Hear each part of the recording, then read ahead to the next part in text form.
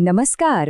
આજે આપણે એક એવી વાર્તાની અંદર ઉતરીશું જે ઘણી નાટકીય અને કદાચ વિવાદાસ્પદ પણ છે. એનું શીર્ષક જ જુઓ, ઘણું બધું કહી જાય છે. મરાઠા મરતા નહીં, મારતા હૈ. તો ચાલો આ વાર્તાના દરેક પાસાને નજીકથી સમજીએ. તો વાર્તાની શરૂઆત થાય છે દારણા નદીના કિનારે.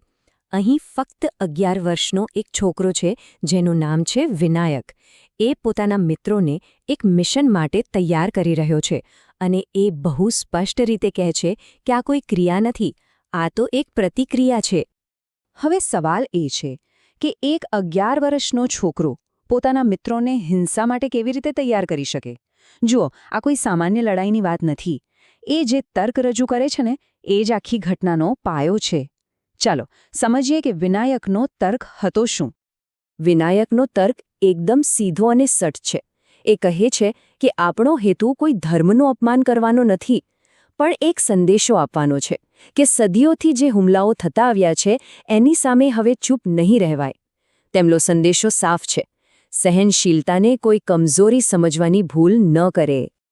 અને બસ એની આ વાતોથી પ્રેરણા લઈને આ છોકરાઓનું જૂથ કોઈ વિકૃત આનંદ માટે નહીં, પણ એક ગણતરીપૂર્વકના જવાબ તરીકે પોતાના લક્ષ્ય તરફ આગળ વધે છે.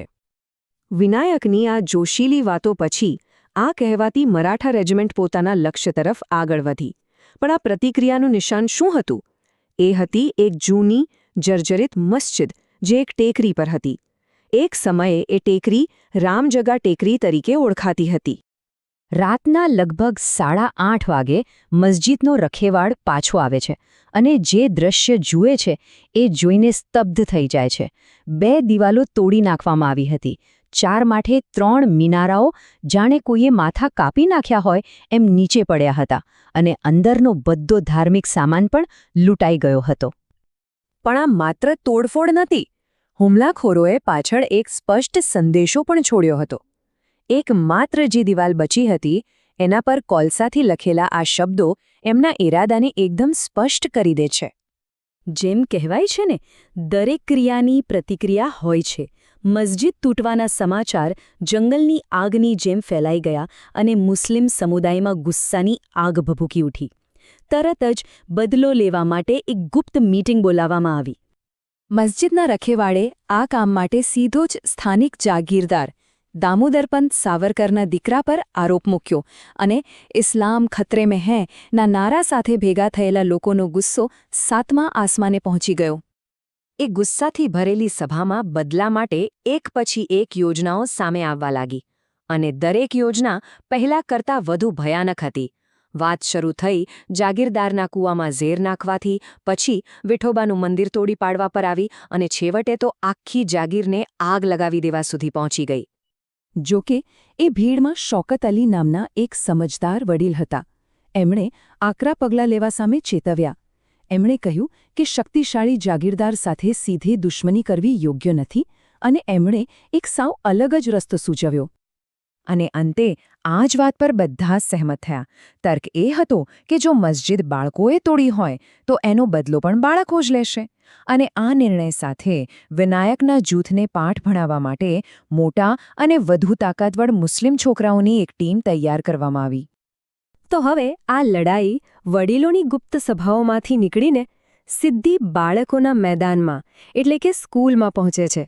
બીજા દિવસે સવારે ગામની નિશાળમાં બદલાની યોજનાને પાર પાડવાનો સમય આવી ગયો હતો. અહીંયા એક રસપ્રદ વાત એ છે કે એમનો પ્લાન ફક્ત વિનાયકને મારવાનો નહોતો, પણ એનું અપમાન કરવાનો હતો. વિનાયક બ્રાહ્મણ હતો એટલે એના મોઢામાં બળજબરીથી જીવતી માછલી નાખીને એના ગૌરવને તોડવાનો ઈરાદો હતો. જ્યારે બંને જૂથો વચ્ચે લડાઈ શરૂ થઈ ત્યારે ફક્ત 15 મિનિટમાં જ પૂરી થઈ ગઈ અને એનું પરિણામ બિલકુલ ધારણા બહારનું અને નિર્ણાયક હતો. તો સવાલ એ છે કે નાનું અને સંખ્યામાં ઓછું હોવા છતાં વિનાયકનું જૂથ જીત્યું કઈ રીતે? કારણ કે વિનાયક પૂરી તૈયારી સાથે આવ્યો હતો. એને ખબર હતી કે સંઘર્ષ થવાનો જ છે, એટલે એનું જૂથ અણીદાર મૂઠ, લોખંડનો સળિયો અને સોયા જેવા કામચલાઉ પણ ખતરનાક હથિયારો લઈને આવ્યું હતું. સામેવાળા જૂથના લીડર ગફ્ફુરને જમીન પર પટકીને વિનાયક એક જોરદાર ભાષણ આપે છે. એ ઐતિહાસિક ફરિયાદોનો ઉલ્લેખ કરે છે અને એમની યોજનાની મજાક ઉડાવતા કહે છે, આ પવિત્ર બ્રાહ્મણનું મોઢું ફક્ત ગણેશજીનો પ્રસાદ ખાવા માટે ખુલે છે, માછલી ખાવા માટે નહીં. અને જેવી લડાઈ પૂરી થાય છે કે તરત જ સ્કૂલનો ઘંટ વાગે છે. અચાનક બધું જ શાંત થઈ જાય છે. હવે હિંસાનો સમય પૂરો થયો, પણ એના પરિણામોનો સામનો કરવાનો સમય શરૂ થયો. ક્લાસરૂમમાં એકદમ અજીબ, અસ્વસ્થ કરી દે તેવી શાંતિ છવાઈ ગઈ. માસ્તરજી આવે છે, ગવાયેલા વિદ્યાર્થીઓને જુએ છે, પણ જ્યારે એ પૂછે છે કે આ બધું કોણે કર્યું, ત્યારે એમને જવાબમાં માત્ર મૌન જ મળે છે. દરેક વિદ્યાર્થી એક જ જવાબ આપે છે, કુછ નહીં હુઆ માસ્તરજી. આ બધા છોકરાઓ એકસાથે ચૂપ કેમ હતા? કારણ હતું વિનાયકની ધમકી માસ્તરજીના આવતા પહેલાં જ. એણે બધાને ચેતવણી આપી દીધી હતી. ખબરદાર, જો કોઈએ પણ માસ્તરજીને ફરિયાદ કરી છે તો. અને વાર્તા અહીં એકદમ તંગ દ્રશ્ય પર આવીને પૂરી થાય છે. વિચારો, એક તરફ ઘવાયેલા છોકરાઓ ડરીને ચૂપચાપ બેઠા છે અને બીજી તરફ ખૂણામાં એમનો હુમલાખોર વિનાયક એકદમ કબૂતર જેવો માસૂમ ચહેરો બનાવીને બેઠો છે, જાણે કશું જ બન્યું જ નથી. આ વાર્તા આપણને અહીં જ છોડી દે છે, પણ એક બહુ મોટા અને કદાચ અસ્વસ્થ કરી દેતા સવાલ સાથે કે બાળપણમાં થયેલી આ હિંસાના પડઘા એમના ભવિષ્યમાં કેવા પડશે.